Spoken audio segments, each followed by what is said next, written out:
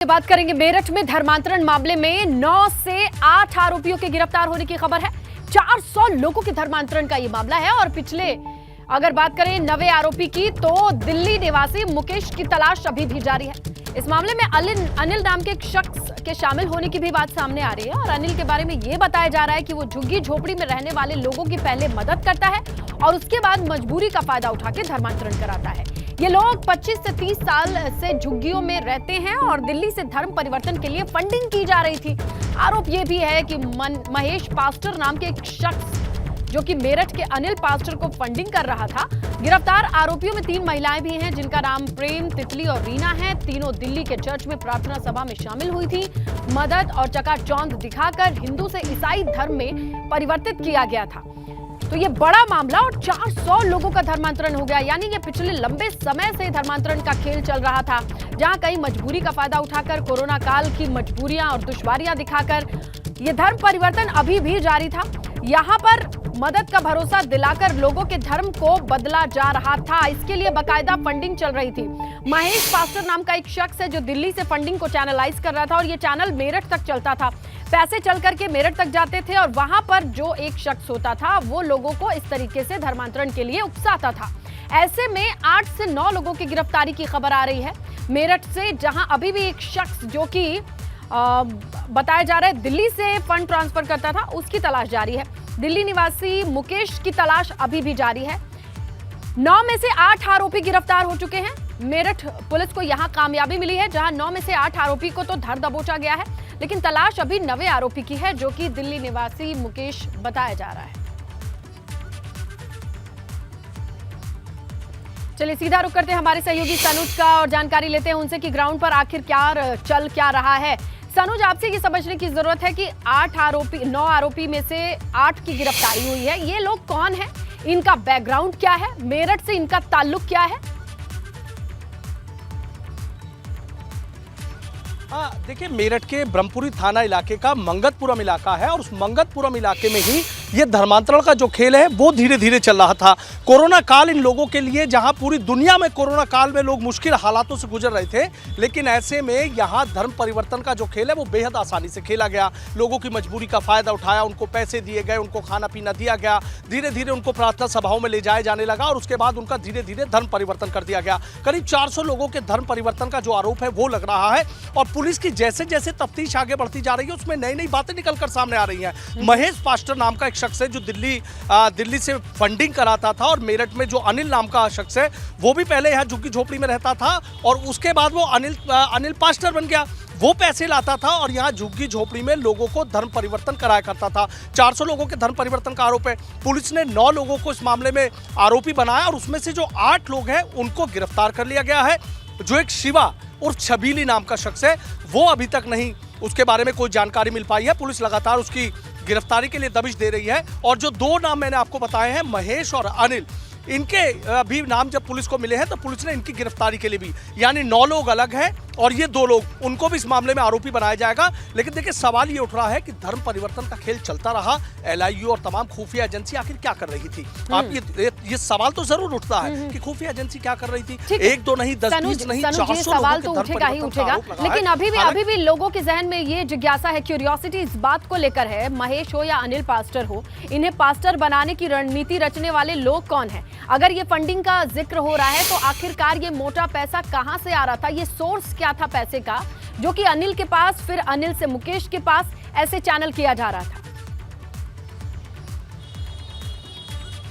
हाँ, देखिए, अभी तक जो पुलिस की तफ्तीश आगे बढ़ी है तो पुलिस की तफ्तीश में ये बात निकलकर सामने आई है कि जो दिल्ली में कहीं से पैसा आ रहा था वो जगह देश से कहीं था या विदेश से कहीं से फंडिंग हो रही थी, ये पुलिस की जांच का पहलू है। लेकिन बहुत मोटी रकम दिल्ली से आती थी। हर महीने ये बताया जा रहा है 2 से 3 लाख रुपए यहाँ आते थे, इन लोगों में बांटे जाते थे और जिन 9 लोगों को आरोपी बनाया गया है, ये 9 लोग क्या करते थे, किसी के घर में खाना नहीं है, किसी के घर में कोई मरीज है, कोई बीमार है, उन सब लोगों के यहाँ पर जो तितली और ये रही है। और ये जो महिलाएं पकड़ी गई हैं, ये बाकायदा उनके घरों में जाती थी, उनको सीधा ये बताने का काम करती थी, हम तुम्हारे साथ हैं और जो प्रभु यीशु है वो ही सबसे बड़े हैं और कुछ नहीं है।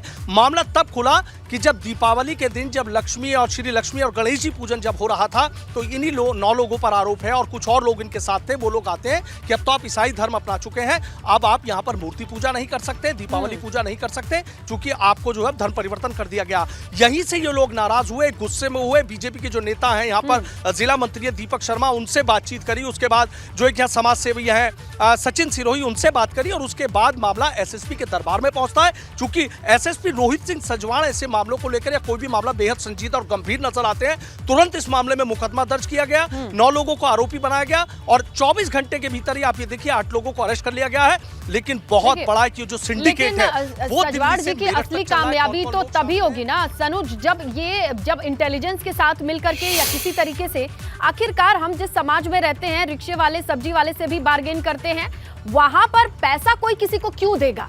2-3 लाख रुपए आखिरकार दिल्ली में कहां से आते थे और दिल्ली से मेरठ तक कैसे पहुंच जाते थे? असली मसला तो ये है ना कि ये मुख्य जड़ है कौन, ये लोग हैं कौन जो पैसा लगा करके लोगों के धर्मांतरण का खेल खेलना चाह रहे हैं? नहीं, देखिए बहुत आपका वाजिब सवाल है। देखिए जो खुफिया विभाग है वो पूरी तरीके से इस मामले में नाकाम रहा। चूंकि 400 लोगों के जिन धर्म परिवर्तन का आरोप लग रहा वो एक दिन में नहीं हुआ, एक लंबा एक सिंडिकेट चल रहा था। वो सिंडिकेट कैसे यहाँ मेरठ में उसने पैर पसारे, कैसे उन लोगों ने, और देखिए ये बात भी देखने वाली बात है कि जो लोग यहाँ झुग्गी झोपड़ी में रह रहे हैं, गरीब लोग हैं, मजदूर टाइप के लोग हैं, बहुत परेशान हैं। वहाँ की बस्ती में जब हम गए, हमने जाकर देखा सड़कों के नाम पे कुछ नहीं था, चूंकि मलिन बस्तियां और इस तरीके से झुग्गी झोपड़ी रहती है, कैसे लोग अपना जीवन यापन करते हैं। तो ऐसे लोगों को टारगेट किया गया। पूरी एक प्लानिंग दिल्ली में बैठकर ये हुई है और दिल्ली के बाद ये पूरा सिंडिकेट, ये लोग, महेश की बात, अनिल की बात ये निकलकर सामने आ रही है। ऐसे लोगों को निशाना बनाया कि 400 परिवार ये हो जाएंगे और उसके बाद इसके जाल को धीरे धीरे फैलाया जाएगा। लेकिन फिर मैं उस सवाल को दोहराऊंगा, उस जवाब को दोहराऊंगा कि खुफिया एजेंसियां क्या कर रही थी। बहुत बड़ी मेरठ की खुफिया एजेंसियों की नाकामी है कि धर्म परिवर्तन का खेल मेरठ से दिल्ली तक चलता रहा, दिल्ली से लगातार टीमें यहाँ आती रही। आखिरकार इतनी मजबूरी में रोटी की कमी पड़ जाए, जहां पर हम 50 योजनाओं का दम भरते हैं, वहां पर कोई इतना मजबूर है कि अपनी आस्था को बेच देता है खाने के लिए, पेट भरने के लिए। सोचना तो वहां भी चाहिए कि आखिरकार प्रशासन की निगाहें इन मलिन बस्तियों तक क्यों नहीं गई हैं। यहाँ पर खाना पानी बिजली पेट भरा रहे तो कोई क्यों आस्था से खेलेगा? ये सवाल सबके लिए है, देखना होगा, सोचना होगा और आप नजर बना करके रखिएगा। हम दर्शकों तक, जनता तक ये पूरी अपडेट पहुंचाते रहेंगे। शुक्रिया समीर जानकारी के लिए। बात करेंगे अंकिता भंडारी हत्याकांड के आरोपी पुलकित आर्य की फैक्ट्री में भीषण आग की तस्वीरें आई। आग कैसे लगी ये अभी तक कोई नहीं जानता। पुलकित आर्य की ये फैक्ट्री ऋषिकेश में गंगभोगपुर इलाके में बताई जा रही है। आंवला कैंडी बनाई जाती है। दमकल विभाग की टीम आग बुझाने में जुटी हुई है, लेकिन आग कैसे लगी ये किसी को नहीं पता। ये देखिए, काला धुआं, आग की लपटें साफ तौर पर देखी जा सकती हैं। आंवला कैंडी बनाने की ये फैक्ट्री है, ऋषिकेश में ये फैक्ट्री है। पुलकित आर्य, ये नाम जाना पहचाना आपको लग रहा होगा, नहीं याद आए तो बताएं। अंकिता भंडारी हत्याकांड में मुख्य आरोपी पुलकित आर्य, और अब फैक्ट्री पुलकित आर्य की है जहां पर आग की तस्वीरें आप देख रहे हैं। कैंडी, आंवला कैंडी बनाने की ये फैक्ट्री है। दमकल विभाग की कई टीम मौजूद हैं। आग को बुझाने के लिए समझा जा सकता है फैक्ट्री की आग है, और जिस तरीके का काला धुआं और लपटें दिखाई दे रही हैं, मशक्कत करनी पड़ी होगी इस आग को काबू में पाने के लिए। लेकिन ये आग कैसे लगी ये किसी को नहीं पता। पुलकित आर्य अंकिता हत्याकांड का मुख्य आरोपी, उत्तराखंड की बेटी के लिए लंबी लड़ाई लड़े लोगों ने, उत्तराखंड के लोगों ने किस तरीके से आंदोलन किया ये किसी से नहीं छिपा है, और उसी का मुख्य आरोपी है पुलकित भंडारी। और पुलकित की ये फैक्ट्री है जिसमें आग लगी है। हालांकि ये नहीं पता चल पा रहा है कि आग लगी कैसे, और ये फैक्ट्री है ऋषिकेश के गंगभोगपुर इलाके में। इंडस्ट्रियल एरिया दिखाई देता है, लेकिन आग काफी भयंकर लगी। आप देखिए, ये छत से काला धुआं दिखाई दे रहा है, यानी ग्राउंड फ्लोर से लगी होगी आग और पूरे छत से ऊपर निकलता काला धुआं, आग की लपटें दिखाई दे रही है। तो ये तस्वीरें देख रहे हैं आप, एक्सक्लूसिव तस्वीरें। ऋषिकेश में आंवला कैंडी की फैक्ट्री है, पुलकित की ये फैक्ट्री है। अंकिता हत्याकांड का मुख्य आरोपी बताया जा रहा है। अभी आग की तस्वीरें आई हैं, आग कैसे लगी, और आपको बताएं कि आग तो एक और फैक्ट्री में लगती है, उस गेस्ट हाउस के बगल में जो रहती है उसमें भी लगती है। ये हमने देखा था जब ये लाइव रिपोर्ट किया था इस पूरे बड़े मामले पर, और फिर से एक और फैक्ट्री में आग की खबर है, आग की तस्वीरें हैं, और यहाँ पे भी नहीं पता कि आखिरकार पुलकित आर्य के इस फैक्ट्री में आग लगी कैसे।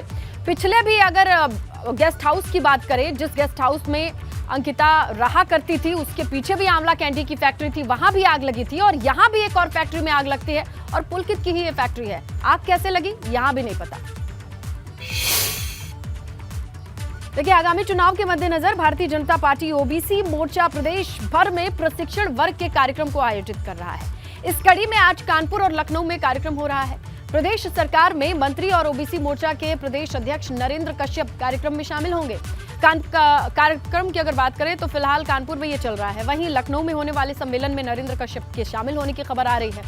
कानपुर में बुंदेलखंड क्षेत्र और लखनऊ में अवध क्षेत्र का प्रशिक्षण कार्यक्रम है। लखनऊ के कार्यक्रम का पारा राज एस्टेट गेस्ट हाउस में यह कार्यक्रम हो रहा है और दोनों ही जगह पर अगर आप देखें ओबीसी वर्ग को साधने के लिए, अभी हमने देखा कि बीजेपी की जो स्ट्रैटेजी है ओबीसी वोट बैंक पर तो है ही, इसके अलावा देखिए अल्पसंख्यकों पर किस तरीके से उनका विश्वास जीता जाए, इसके लिए प्रशिक्षण वर्ग शिविर लगाए गए हैं। बुंदेलखंड को साधने के लिए कानपुर में है और अवध क्षेत्र के लिए लखनऊ में ये दो बड़ी बैठक है।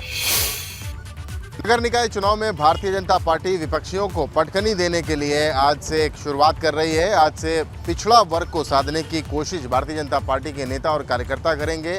कल्याणपुर में हम मौजूद हैं। कानपुर में आज कानपुर बुंदेलखंड क्षेत्र का क्षेत्रीय प्रशिक्षण वर्ग पिछड़ा वर्ग का आयोजित किया जा रहा है, जिसमें तमाम मंत्री, राज्य सरकार में मंत्री और केंद्रीय सरकार में मंत्री मौजूद रहेंगे। भारतीय जनता पार्टी के जो नेता हैं, कार्यकर्ता हैं, उनका आना शुरू हो गया। निकाय चुनाव को लेकर बड़ी तैयारी में भारतीय जनता पार्टी है और पिछड़ा वर्ग के वोट बैंक में सेंध लगाने की तैयारी है।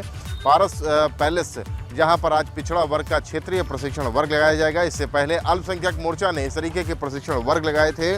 शहर में ज़्यादा से ज़्यादा पार्षद बनवाने और भारतीय जनता पार्टी का मेयर बनवाने के लिए, पिछड़ा वर्ग के वोटर्स को साधने के लिए भारतीय जनता पार्टी आज कानपुर में और लखनऊ में दो क्षेत्रों के प्रशिक्षण वर्ग आयोजित कर रही है। और कानपुर में ये न्यू शिवली रोड कल्याणपुर स्थित पारस गार्डन में होगा। यहाँ पर तमाम बड़े नेता आ रहे हैं। उद्घाटन के सत्र की अगर बात की जाए तो 11 बजे से उद्घाटन होगा, जो राज्य मंत्री सदन प्रभार एवं उत्तर प्रदेश पिछड़ा वर्ग मोर्चा के प्रदेश अध्यक्ष यानी भारतीय जनता पार्टी पिछड़ा वर्ग मोर्चा के प्रदेश अध्यक्ष नरेंद्र कश्यप करेंगे। दूसरे सत्र को संबोधित करेंगे राज्य मंत्री उत्तर प्रदेश सरकार में रामकेश निषाद और तीसरे सत्र में पिछड़ा वर्ग मोर्चा के क्षेत्रीय अध्यक्ष मनोज कुमार राजपूत। और चौथा जो सत्र होगा उसमें उत्तर प्रदेश सरकार के परिवहन मंत्री दयाशंकर सिंह इसे संबोधित करेंगे और शाम को ये पिछड़ा वर्ग क्षेत्रीय प्रशिक्षण वर्ग समाप्त हो जाएगा। दरअसल इसके चलते, नगर निकाय चुनाव के चलते, साथ ही लोकसभा चुनाव की तैयारी भी हो रही है। 2024 में होने वाले लोकसभा चुनाव की तैयारी को देखते हुए पिछड़ा वर्ग में और ज़्यादा गहरी पैठ बनाने के लिए पार्टी के तमाम बड़े नेता यहाँ पर होंगे। केंद्रीय मंत्री BL वर्मा होंगे, राज्य मंत्री रामकेश निषाद, राज्य मंत्री और पिछड़ा वर्ग मोर्चा के प्रदेश अध्यक्ष नरेंद्र कश्यप समेत तमाम बड़े चेहरे पिछड़ा वर्ग के होंगे। भारतीय जनता पार्टी किसी भी तरह से कोई कोर कसर नहीं छोड़ना चाहती, इसीलिए आज से प्रशिक्षण वर्ग शुरू हो रहा है पिछड़ा मोर्चा का। कानपुर से कैमरामैन पंकज निगम के साथ रतीश त्रिवेदी, ABP गंगा। चलिए अब बात करते हैं छठ महापर्व की। आज छठ महापर्व का तीसरा दिन है। आज डूबते हुए सूर्य को अर्घ दिया जाएगा। आज व्रती महिलाएं पूरे दिन निर्जला यानी बिन पानी के उपवास रखेंगी। ठेकुआ, मिठाई, कंदमूल, फल फूल तैयार करके इस बांस की टोकरी को सजाया जाता है। शाम करीब 4 बजे तक महिलाएं अपने परिवार संग बांस की टोकरी, पूजा के सामान के साथ पैदल चलते हुए घाटों तक जाएंगी।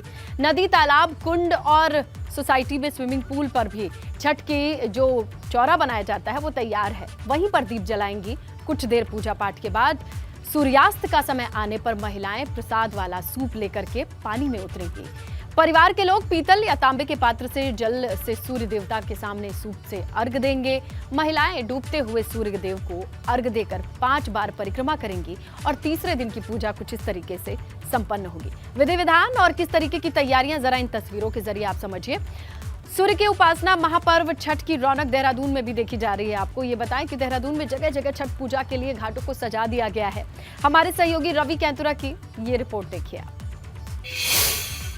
सूर्य उपासना के महापर्व छठ की रौनक हर जगह देखने को मिल रही है। देहरादून में भी घाटों को सजा दिया गया है। इस वक्त मैं रिस्पना नदी के पास हूं, जहां पर आप देखेंगे कि रिस्पना नदी के पास बनाया गया ये घाट जो है अब धीरे धीरे सजाया जा रहा है, क्योंकि शाम के वक्त में सूर्य को अर्घ्य दिया जाना है और ऐसे में उससे पहले जो पूरी तैयारियां हैं वो यहाँ पर की गई है। रिस्पना नदी का जो पानी है वो इस घाट पर लगाया गया है। इसके बाद ये घाट पूरी तरीके से पानी से भर जाएगा, जहाँ पर जो व्रतियाँ हैं वो अपने व्रत का पूजन करेंगी। आज शाम को सूर्य को अर्घ्य, डूबते सूरज को अर्घ्य दिया जाना है। इसके साथ ही जो कल की जो सुबह होगी तो उगते सूरज को अर्घ्य देने के साथ ही जो व्रतियाँ हैं उनका व्रत खत्म होगा। अभी निर्जला जो व्रत है वो लगातार जारी है और ऐसे में अगर बात की जाए तो देहरादून में भी कुल 35 ऐसे घाट हैं जो शहर के भीतर हैं और ऐसे में तमाम शहर के ऐसे घाटों को सजाया गया है। देहरादून में जो बिहार है, झारखंड है, जो पूर्वी उत्तर प्रदेश है, वहाँ के तमाम जो लोग हैं वो बड़ी संख्या में यहाँ पर रहते हैं, निवास करते हैं और यही वजह है कि जो छठ की धूम है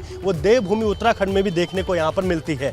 तो यहाँ पर अभी जो पूरी तरीके की जो रौनक है उसको खूब सजाया जा रहा है। मेरे इस तरफ अगर आप देखेंगे तो यहाँ से जो केले के जो पेड़ हैं वो यहाँ पर लगाए गए हैं, जो कि बहुत पूजा के लिए बहुत शुभ माना जाता है और इसके साथ ही साथ जो लाइटनिंग है वो पूरी की गई है, जो कि शाम के वक्त बहुत मनमोहक दृश्य रहता है। और इसके सामने अगर आप देखेंगे तो चाहे जो यहाँ पर मोहल्ले के जो बच्चे हैं वो भी बड़ी रौनक में हैं और खूब यहाँ पर साज सजावट का काम जो है वो उनका यहाँ पर जारी है। तो ऐसे में जो दोपहर के बाद है वो यहाँ पर भीड़ बढ़ेगी और उसके बाद पूरी पूजा अर्चना यहाँ पर की जाएगी और सूर्य उपासना के इस महापर्व की जो रौनक है वो पूरे देश के साथ साथ देहरादून उत्तराखंड में भी देखने को मिल रही है। अपने सभी क्रिस्टोफर लॉरेंस के साथ रवि कैंत्रा, एबीपी गंगा, देहरादून। तो छठ की छटा पर हमारी भी नजर है। खूबसूरत तस्वीरें हम आप तक लगातार पहुंचाते रहेंगे।